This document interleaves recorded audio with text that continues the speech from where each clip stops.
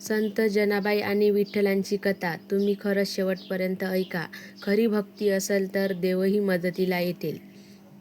पंढरपूर भीमा नदीचा शांत काळ, जिथे प्रत्येक पावलापावलांनी विठ्ठल विठ्ठल असा गजर ऐकू येतो.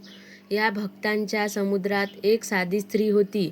ना मोठं नाव ना मोठेपण, पण तिच्या भक्तीने स्वतः देवाला खाली यायला भाग पाडलं. ती म्हणजे संत जनाबाई. जनाबाई लहानपणापासूनच गरीब होती. तिच्या आयुष्यात सुख नव्हतं, पण समाधान होतं. ती पहाटे उठायची, थंड पाण्यात हात धुवायची आणि घरकाम सुरू करायची.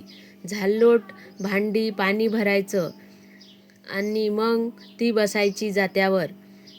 जुनं दगड जातं, जड, कठीण, पण तिच्या ओठावर एकच नाव, विठ्ठल विठ्ठल. ती म्हणायची, देवा हे हात तुझे, हे काम तुझं. जात्यावर आवाज खरखर, हात दुखायला लागले, पाठ वाकली, घाम कपाळावरून खाली पडतो. जनाबाई थांबते, पण ती आकाशाकडे बघते आणि हळू आवाजात म्हणते, विठ्ठला आता शक्ती नाही उरली, थोडी मदत करशील का? अचानक घरात एक प्रकाश पसरतो, जणू सूर्य घरात उतरला. दरवाजात एक तेजस्वी रूप उभं, डोक्यावर मुकुट, गर्द निळं शरीर, डोळ्यात अपार प्रेम. तो हसतो. जनाबाई ती थक्क होते. विठ्ठला, विठ्ठल म्हणतो, तू मला रोज बोलवतोस, आज आलो. विठ्ठल तिच्या बाजूला बसतो आणि स्वतः हात लावतो. जातं फिरवायला. जातं हलकं होतं, आवाज मधुर होतो, जणू संगीत वाजतंय.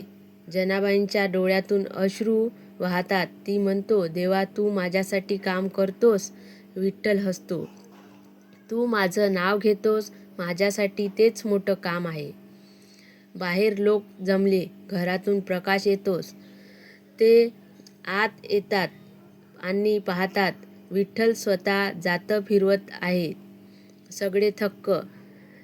एक जण म्हणतो, ही दासी नाही, ही संत आहे. जनाबाई शांत बसली. ती म्हणाली, विठ्ठला मला काही नको, फक्त तू हवास. विठ्ठल तिच्या डोक्यावर हात ठेवतो आणि म्हणतो, तू आणि मी एकच आहोत.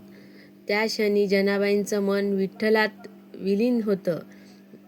ही कथा सांगतो, देव मंदिरात नाही, तो आहे आपल्या कामात, आपल्या भक्तीत. जर ही कथा तुम्हाला आवडली असेल तर मला कमेंटमध्ये लिहा. जय हरी विठ्ठल विठ्ठल विठ्ठल.